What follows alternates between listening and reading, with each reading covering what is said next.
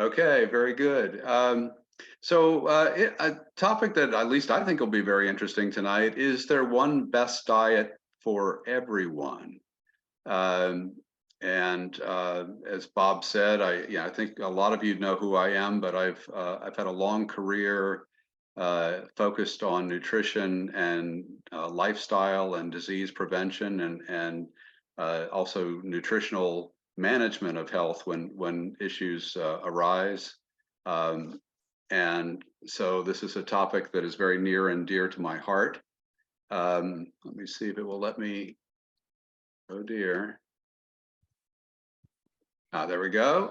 I like to remind people that although I have affiliations in the past and affiliations in the present, what I'm going to talk about tonight are just my opinions. I'm not representing any company. I'm not representing Florida State. Just giving you my own personal perspectives.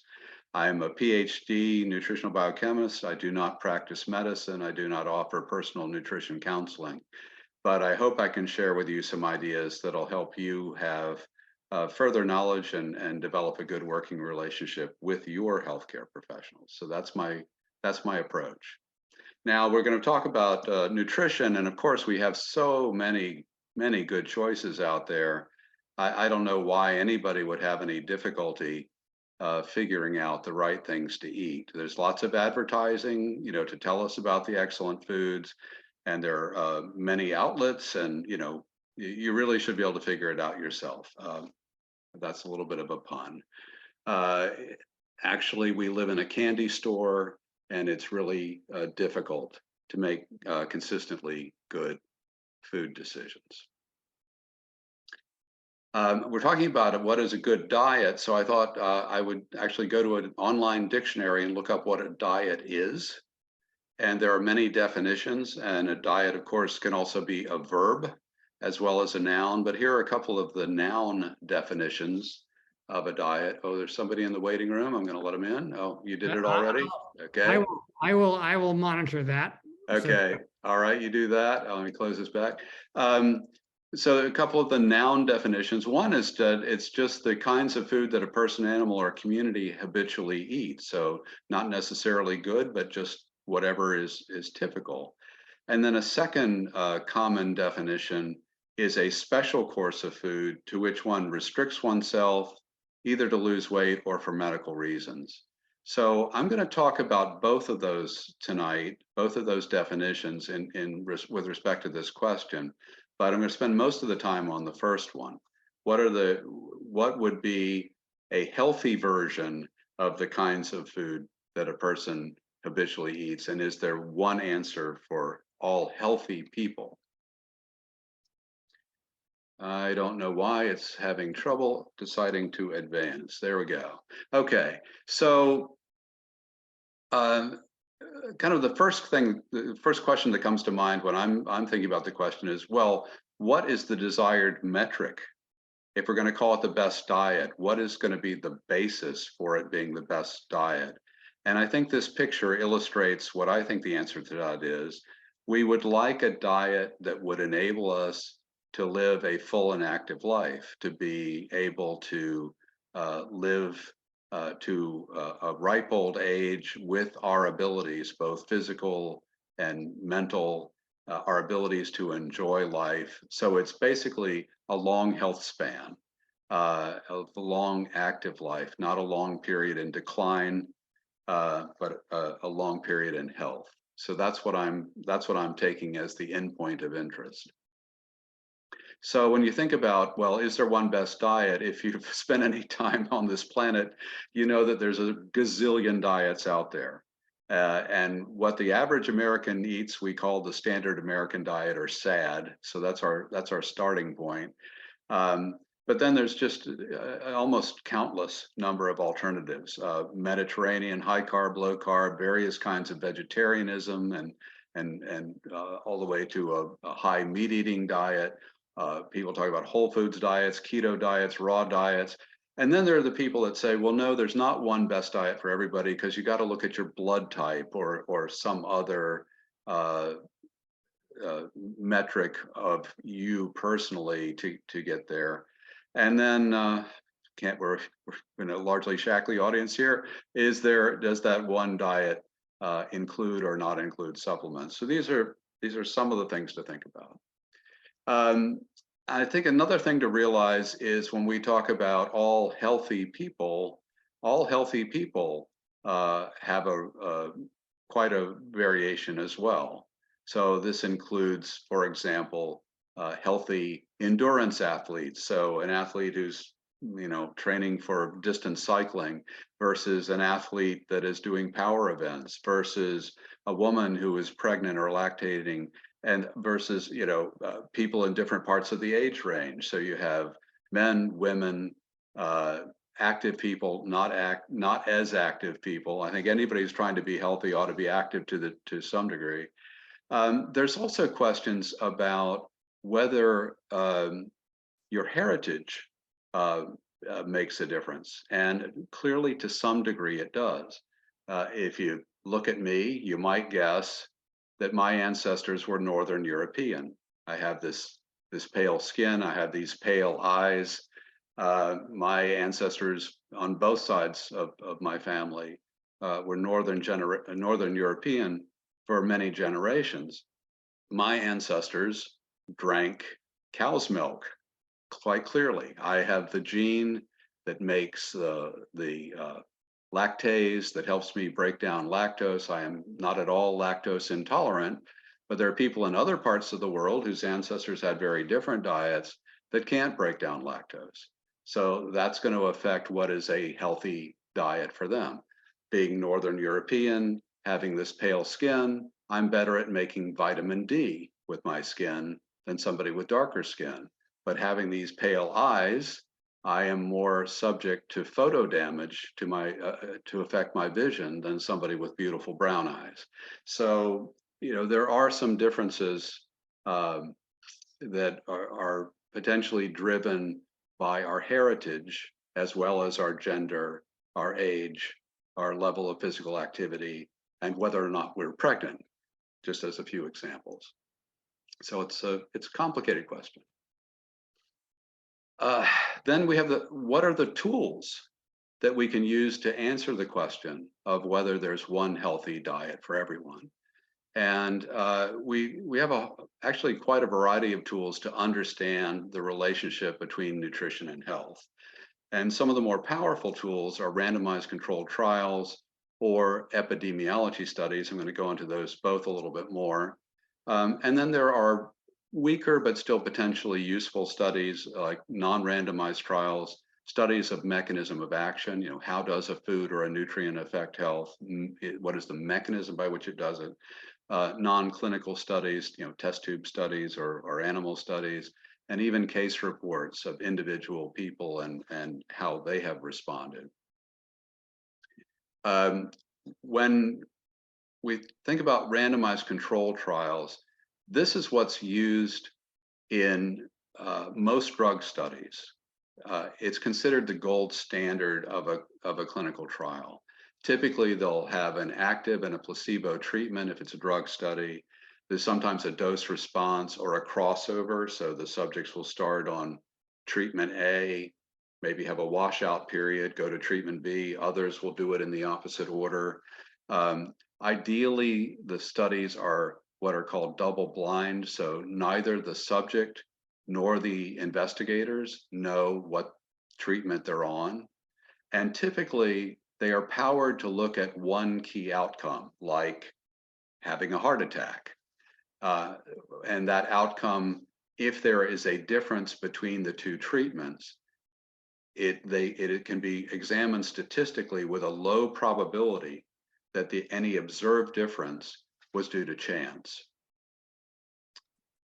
However, when you try to apply a randomized controlled trial model to answer the question of the best diet, you're going to have some problems.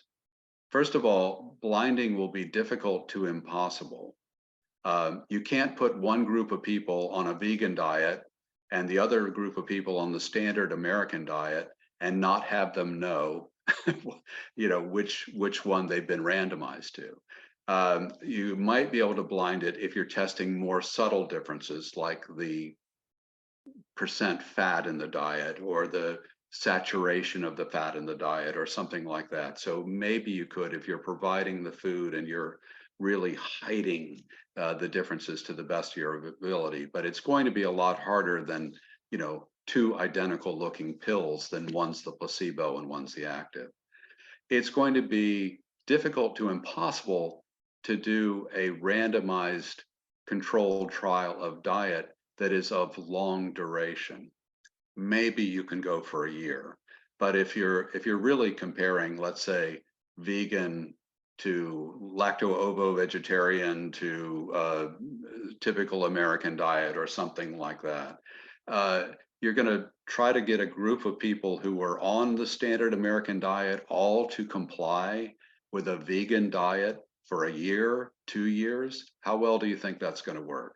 Some of them will do it and do it happily. Others are going to just drop out, or they're just not going to comply very well. They're going to be free living, as we say, subjects. You're not going to be able to lock people up for a long time and feed them. So to collect the data on what they've done, you're going to have to ask them questions, either over the phone or in person, and you're going to get data that are fuzzy, because you're not going to be able to get exactly what they ate. You're going to be asking them questions like, what did you eat yesterday? Or how often do you eat blueberries? And I think you can easily picture how those answers are going to be approximations. They're not going to be exact. So you're going to have noise in your data. You're going to have to control for what we call confounders. You'll try to divide the groups into two identical subgroups, but they're not going to be perfectly matched by age, by income, by intensity of exercise, by occupation, by whether or not they smoke, by whether or not and how much they drink alcohol, etc. So you're going to have to control for any of those confounders statistically to the best of your ability. And that's going to make it more difficult. You're going to lose subjects to follow up, especially if you do a long trial, and you will experience willful misreporting. Maybe the subjects will be embarrassed about what they ate, and they're not going to tell you the absolute truth. Believe me, that happens a lot. The other approach I mentioned is epidemiology. These are real world experiments, and the father of epidemiology is a Brit named John Snow. Not the one who was in Game of Thrones, different one. So he became famous for solving the question of what caused cholera, or at least maybe not a full causation, but cholera was a significant health problem in Britain in the 1800s. And in 1831-32, there was an outbreak of cholera that killed about 50,000 people in Britain. And Snow collected observations and became a proponent of what's called germ theory, that there was some kind of microbe that was causing cholera. And what he did was collect data on new cases of cholera, where they lived. And at the time, most houses in London didn't have central plumbing. People went to a well in their community to get their drinking water. So he looked at where they lived and where they got their water. And he discovered that use of certain wells was leading to cholera. So there was something in the water that was causing cholera. And that was a very important learning. So that was a key observation, a key study that really led to this field of epidemiology. There are two big categories of designs of epidemiology studies: retrospective and prospective. So retrospective, you're taking a group of people who have had, let's say, in this case, different health outcomes, and you are going back, you are looking back at their past history and trying to find differences that are associated with the different outcomes. Prospective studies, you take a group of people and you look forward, you follow them going forward, and you're measuring what they eat and whether or not they have a heart attack or whatever endpoint you're looking for. And you follow them long enough that you hope to see differences between groups, and the differences will be associated with some of the measurements you've made of their different habits. So that's an important thing about epidemiology. It can show an association, but it can't absolutely prove causation. You can show that a behavior is associated with an outcome, but you don't know if there was some other thing that was causing it that you just failed to notice and measure. So epidemiology in nutrition has a very long history. An example, even before John Snow, was that the observation that vegetable and fruit consumption could prevent scurvy. So we didn't know what vitamin C was until about 1910, but the observation that scurvy could be caused by lack of fruit and vegetable consumption and reversed by fruit and vegetable consumption was an example of epidemiology. In the early 20th century, same thing happened with pellagra, which was a B vitamin deficiency that was very common in the South. Nobody knew what caused it. This was an early success of the US Public Health Service. Likewise, iron deficiency anemia came to be understood through epidemiology. Observations in the 1960s that the Greenland Eskimos had very little heart disease led to a whole slew of research, including some of my own, on the role of eating fish and omega-3 fatty acids. Now we're trying to apply epidemiology to very slow developing multifactorial metabolic diseases. And that's really hard to do for all the reasons I was talking about just a little while ago. But Shackley's landmark studies, which many of you would know, are an example of trying to apply epidemiology to get a better understanding of how nutrition can impact health. So again, just like with a randomized controlled trial, you have many challenges with doing a nutrition epidemiology study, including some of the very same challenges you'd have with an RCT. What did you eat yesterday? How often do you eat blueberries? You still got to control for confounders. You're still going to lose subjects to follow up. If you were studying something like a vegan diet versus the standard American diet, you have to realize not everybody eating a vegan diet is eating the same thing. And, they can be getting more or less of different nutrients, and nutrients interact. They're using multiple different products. So you're lumping people together when they're really, it's not, again, not like a drug study. They're not all taking exactly the same thing.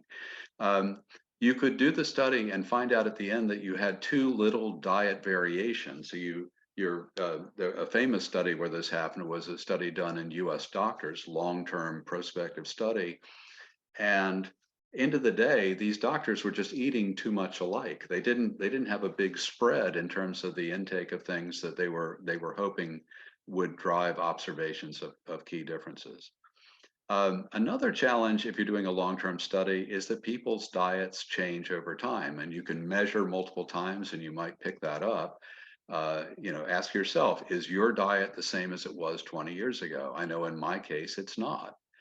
So if they're trying to look at, something that's developing over a lifetime, how much does it matter if I was eating very differently 20 years ago and another subject was not? And finally, again, you will have willful misreporting, and that will also make coming to conclusions harder. So these are just, some of the challenges. I want you to realize that when we don't have easy, clear, definitive answers, when you get all this conflicting information, if you look into the nutrition literature yourself and look at what people are saying, it's not that they're all crazy. It's not that they're necessarily dishonest or anything. These are hard questions. These are hard questions to study. And even if really bright people are doing the best they can, they're going to come to some different conclusions. It's simply unavoidable. Having said all that, when you look at the totality of the data, whether it's coming from randomized trials or epidemiology or any of the other methods that I really didn't have time to go through, the preponderance of evidence would say that a diet that is largely plant-based is going to be the way to go for healthy people to stay healthy. A largely plant-based diet. I'm going to talk a little bit more about what that means, but that is the one that is going to be the way to go. And there are studies that show a number of different reasons or proofs of that argument. So, for example, such a diet is going to lower inflammation, and inflammation, drives a lot of health problems over time. It's been shown to lower the risk of cardiovascular disease, multiple endpoints for there, lower the risk of multiple cancers, including common cancers like colorectal cancer, lower the risk of dementia, lower the risk of diabetes. It lowers DNA damage. Uh, and I could go on. So there are just a number of benefits. If you're mainly filling your plates with plant-based nutrition, that's going to be giving you the best outcome. It doesn't have to be 100%, but largely plant-based. What do I mean by plant-based? Because what comes to mind first for a lot of people is fruits and vegetables, and that's certainly true. But there's more. So seeds and fruit. I mean, fruit is the container, if you will, for seeds. So if you cut into an apple, you find the core, the seeds are in there. So a tomato really is a fruit. We call it a vegetable, but a tomato is a fruit because you cut it open, the seeds are in there. So you can be eating the seeds, you can be eating the whole fruit, beans, very important, nuts, whole grains, and then there are other plant parts of certain foods that we eat. The leaf of spinach or kale, the flowers. I don't know if you ever thought about this. Broccoli is a flower. It just hasn't opened yet.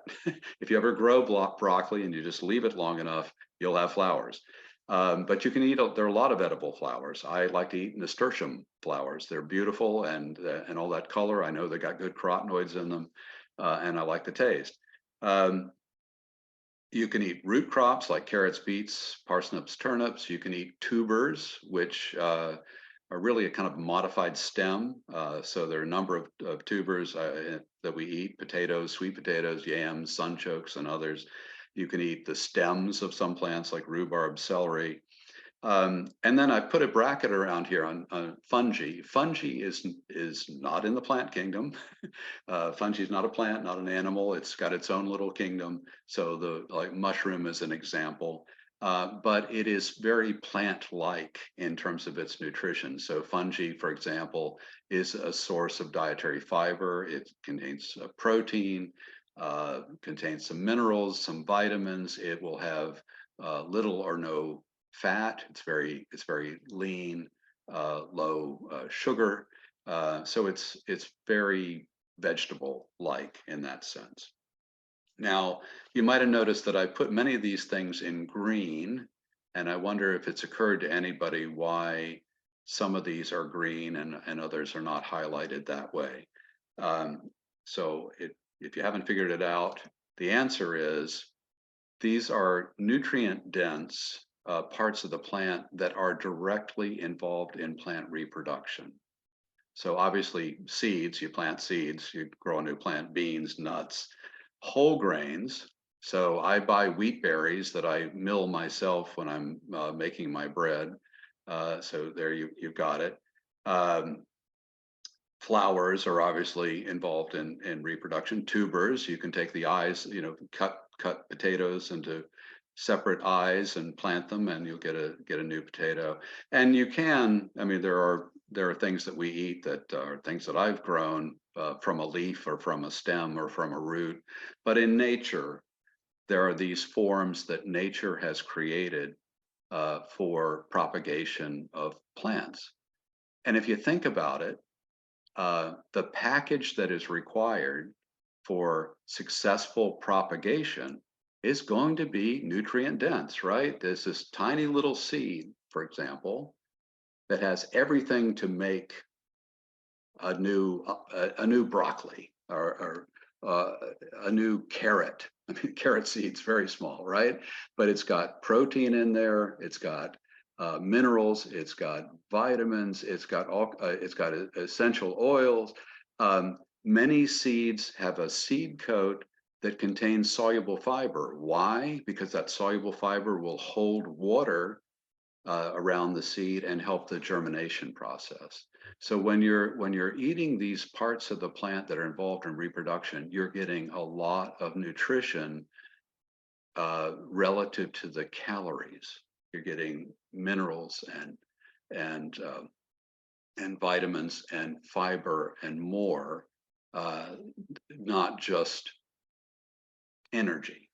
So I think that's one of the reasons why a largely plant-based diet is good for us, because we need all these other things so that the systems in our body have the raw materials that they need in order to do the maintenance and repair of our systems.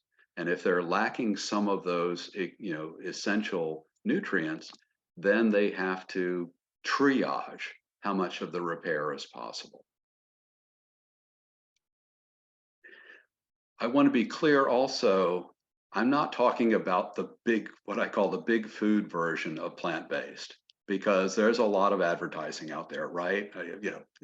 Our plant-based nutrition. Well, you could start with a seed and you end up with just the oil. You've thrown away the minerals, you've thrown away the fiber, and everything else, but you still got the oil. You can start with fruit and you can end up with a juice drink with lots of extra sugar added into it.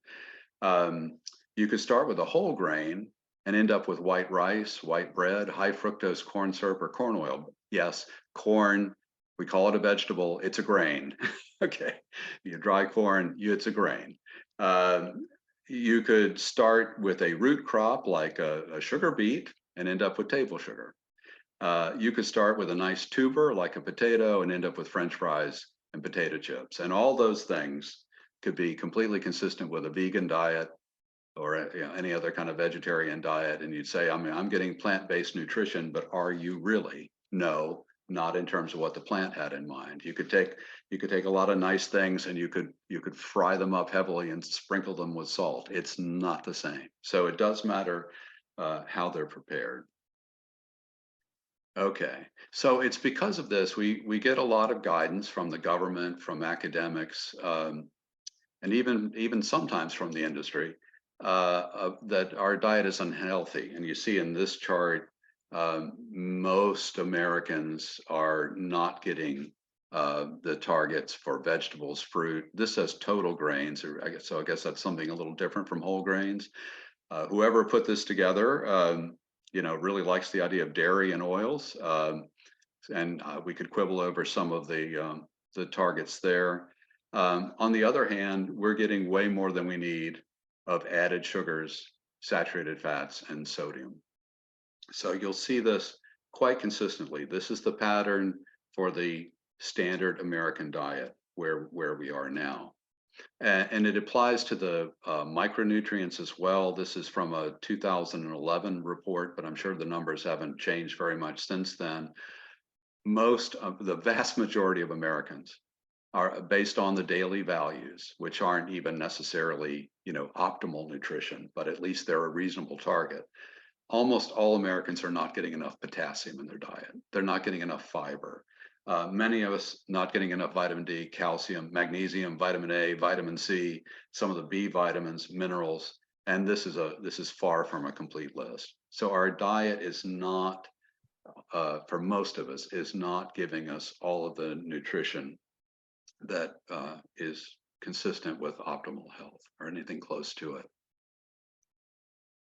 So a good way to dive further into exactly what do we mean by a plant-based diet, because again, it doesn't mean you can't eat fish or poultry or meat or dairy or eggs. You can certainly have foods from those categories, and in fact, I would argue it is easier to get all the nutrition that you need if you are willing to eat some animal products. You can eat a very good vegan diet. It is possible to do.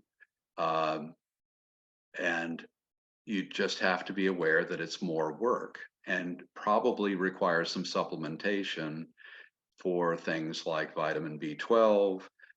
You may have trouble getting all of the protein you need unless you're using protein powder like soy protein. And you may need to go find an algal source of omega-3 because if you're not willing to eat fish, but you can get there with a vegan diet. And if you eat a good vegan diet, it is extremely healthy. But you could eat a vegan diet that's extremely unhealthy too. And I think it's a little easier to get all the nutrition you need if you are what I would call myself a flexitarian, who sometimes will eat chicken or fish or eggs or other animal-derived products. But the I like the Blue Zones people. I like the way that they explain it.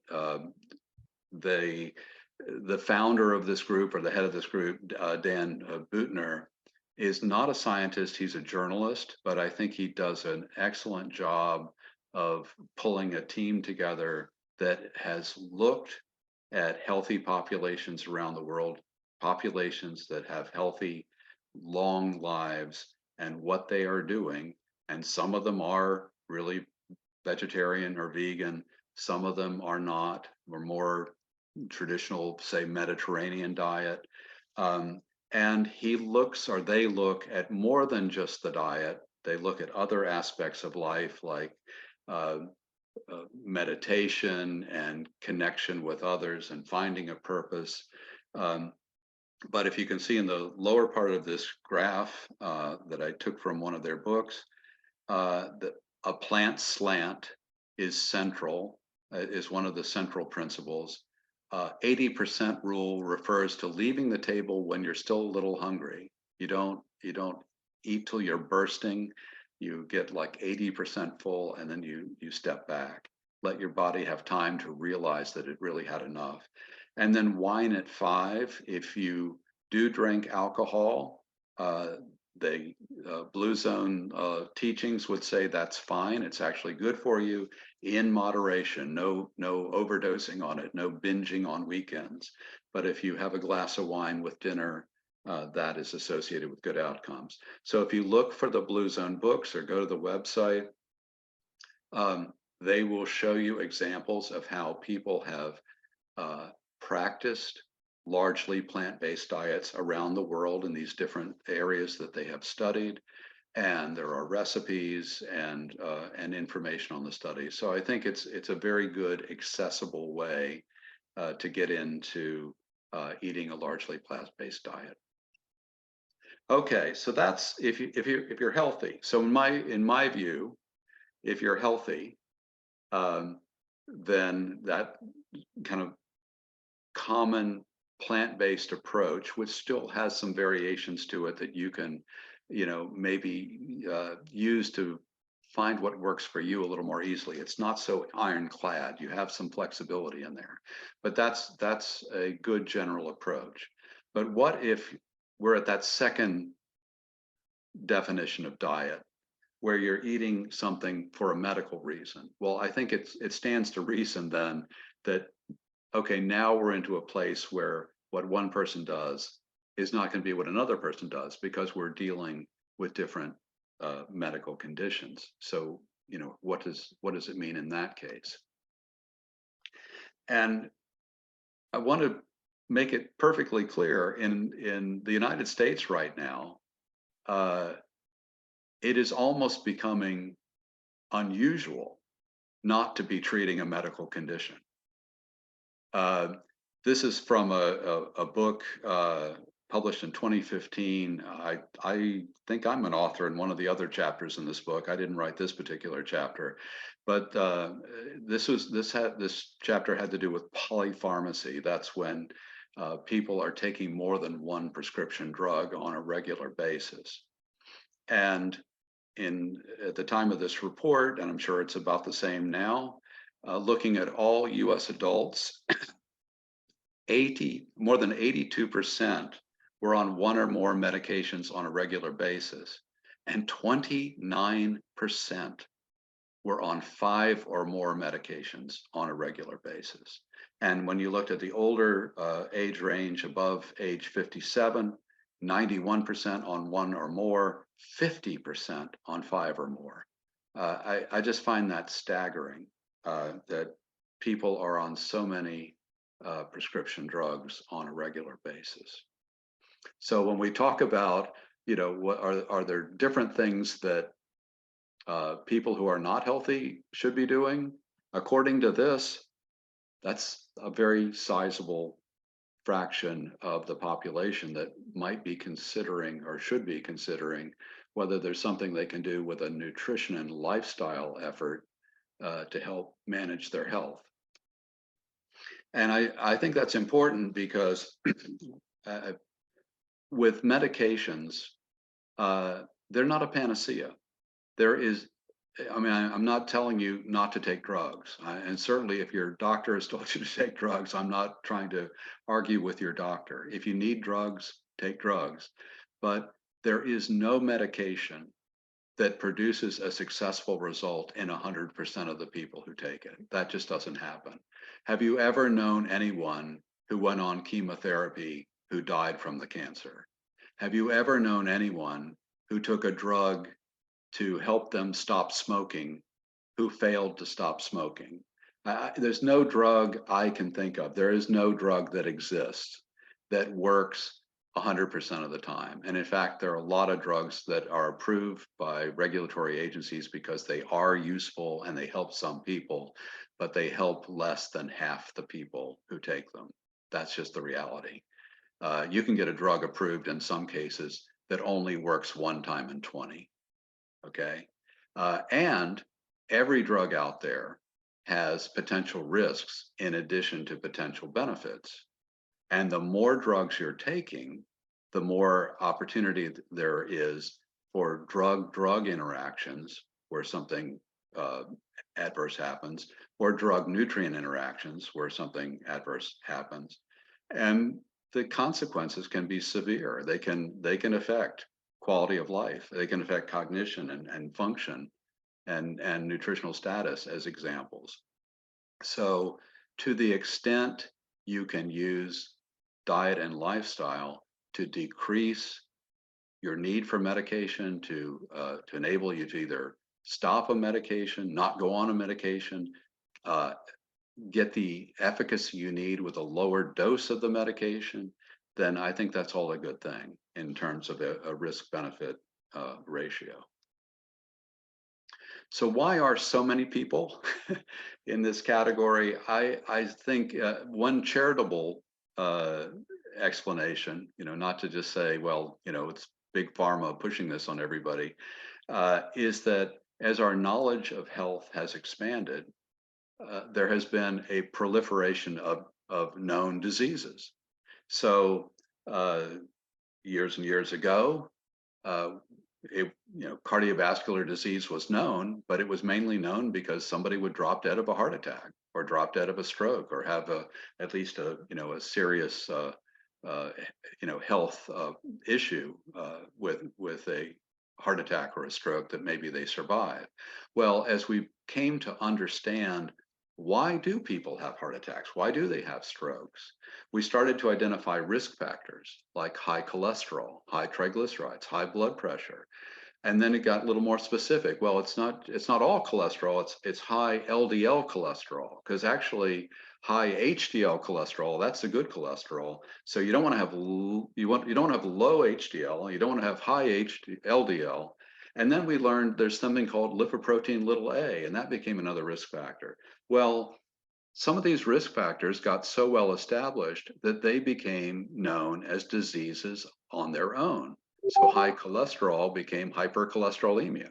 High blood pressure became a disease.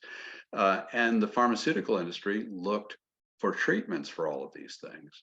So every so often on the television commercials, you will hear about a disease that you've never heard before. This is how it happens. Adult onset diabetes is the old name for what we now call type 2 diabetes because so many children started getting it. And then as medical science looked at where does diabetes come from, they said, oh, well, before there's diabetes, there's this thing called pre-diabetes where your regulation of blood glucose is going off. And it's not quite to the point that you have defined diabetes yet, but you're really not quite right. Well, now, I don't know if it's officially classified as a disease, but pre-diabetes is being treated. It is being treated not uncommonly by doctors with pharmaceuticals. Obesity was not defined as a disease until the WHO said so in 1948. And at the time, there was so little obesity in the world, they said, this is really just a problem in the United States and the United Kingdom. Wasn't really a problem anywhere else. Now it's clearly a global problem. And I agree with them that it is a disease. It would be crazy not to think of it as a disease. And obesity is driving higher risk of about 80 other medical conditions. So if we could really come up with a good way to prevent or reverse obesity, that could prevent the need for a lot of other drugs that are treating, conditions that develop as a result of that obesity. And finally, we have gotten to the point where we have drugs to treat the side effects of the other drugs we're taking. So your doctor will put you on a drug for some problem, and it gives you nausea, or it gives you constipation, or depletes your platelets, or causes some other problem like that. Now you're on a second drug to overcome the side effects of the first drug. So this is why so many of us have ended up in a state of polypharmacy. And it brings me back to a slide I've used before, which I think Aldous Huxley summarized it up very well. Medical science has made such tremendous progress that there's hardly a healthy human left. That's really where we are. We have so many people with diagnosed heart disease, diabetes, pre-diabetes, fatty liver, osteoarthritis, you name it. There's just, it is hard. It's getting hard to find a healthy human in the United States. And this brings me to something that I said a few years ago, and back to the challenges here. Optimal nutrition supports optimal health. Knowing what qualifies as optimal nutrition is not easy, but the principle is correct, and I don't think anybody with common sense could deny it. If we could figure out the right things to do in terms of diet and lifestyle, it would be just a huge benefit to human health. Actually, absolutely change the way that we practice medicine if we could really figure this all out. So, here's a slide I've used many times. This is my little, summary of how I approach it. And now under the second bullet, eat a healthy diet, I've added a little asterisk down at the bottom that says largely plant-based. I want to go back up now in terms of these, people who are eating to try to manage a known medical problem. Starts with knowing your risks, right? If you can know your risks, then you can be adjusting your diet to try to address those risks. So I'm going to give the example out of my own life, my own personal case as an example of how I think about this. How do I think about knowing my risks? So one of my risks is cardiovascular. How do I know this? Well, first of all, I live in a culture where cardiovascular disease is a leading cause of morbidity and mortality. So it'd be kind of crazy not to think about whether that is a problem for me. I am also in a risk category demographically. I am an older male. And if you're going to have a cardiovascular event and you're an older male, it's not going to surprise anybody. It's kind of expected in our culture. So, okay, demographically, check that box. Do I have a family history of heart disease? Absolutely. My father and his father both died of cardiovascular disease. And I have a personal history of elevated cholesterol. I go see my doctor, I get my blood draws, and yes, my LDL cholesterol tends to run high, has for my entire adult life, is tended to run high. It's something that I have to manage to keep in an acceptable range. So what are my actions based on knowing that is one of my risks? Well, one thing that I do, I have a blood pressure monitor machine at home so I can monitor my blood pressure, make sure that I'm keeping my blood pressure in the desirable range. I go to my doctor and he monitors my blood lipids, my blood glucose, and other risk factors that relate to cardiovascular health. I do not smoke. I work to manage my weight. I work to manage my stress. I'm retired now. That's helped a little bit. And then some of the blue zones aspects, finding your purpose, finding your community, feeling connected. Uh, these are good things in terms of maintaining a healthy outlook and a positive attitude, and again relates to stress. So those are some of my actions. In the case of diet, I do practice what I preach. I eat a largely plant-based diet. Ann and I grow what we can, and we go to the farmer's market and buy what we can, and so forth. So fruit, vegetable, beans, nuts, seeds. We do use vegetable oils, mostly olive oil. I work to limit saturated fat and cholesterol. Don't eat a lot of red meat. Uh, uh, Very much focus on limiting added sugar and sodium intake. I use a low sodium salt, so it's partly replaced with a potassium salt. So I'm getting more of the potassium, knowing that low potassium intake is a problem in our culture. This is hard. We very rarely eat out because it's difficult. I have sympathy with people in the restaurant business, trying to make their living that way, but they are competing on price. They're competing on having a big plate. They use a lot of fat and sugar and salt because those are not only inexpensive ingredients often, but they are things that are taste buds like. Um, so it's hard if you eat out a lot, and I think the Blue Zones books will also support this. It is just really hard to eat a very healthy diet if you're eating out all the time. When we do eat out, a lot of times my wife and I will share an entree. Look for the salads, look for the non-fried foods. Try to find things that are interesting and things we wouldn't make at home. But even if you eat, half of the entree in a lot of restaurants, you are way over the top in terms of what you would really want to get nutritionally, and with things like saturated fat and added sugar. Um, for that cholesterol problem that I mentioned, there's a researcher I used to know named David Jenkins in Toronto, who came up with what he called the portfolio diet. The idea here was a little bit like, instead of taking a handful of drugs, could you combine all the nutrients that have been shown to be good for lowering cholesterol and put them into one program?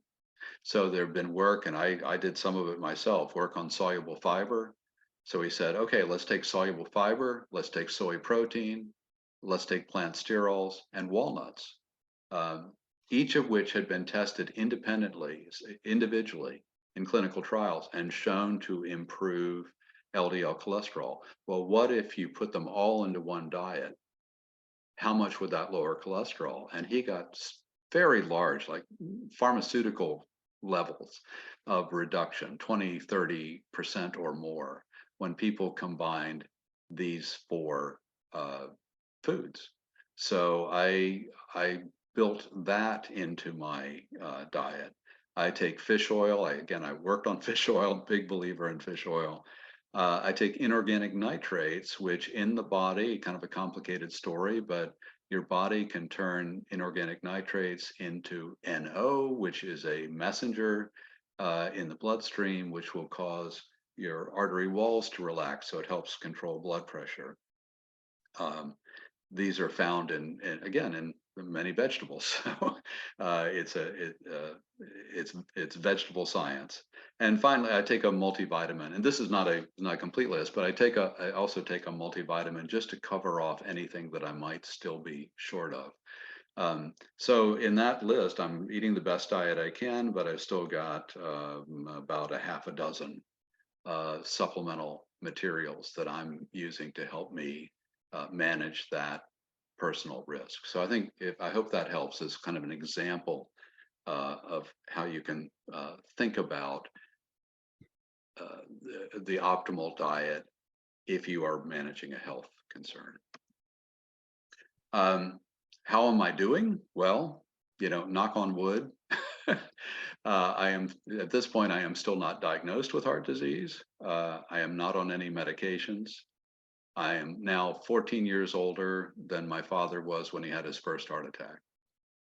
On the not so good side, I am still recovering from smoke inhalation from the California wildfires, and that really did set my health back a few years ago. And one of the reasons why we are not living in California anymore. And I pay very, very, very close attention to air quality inside the house and outside the house now, because I am doing the best I can to get my lungs and my circulatory system back to where they were. So it's always a challenge. There's always something.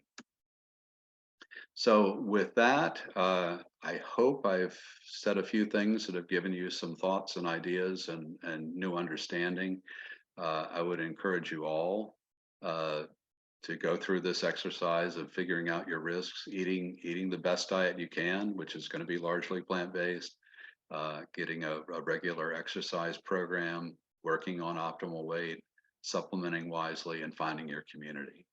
And with that, I will stop sharing, and maybe we have time for a few questions.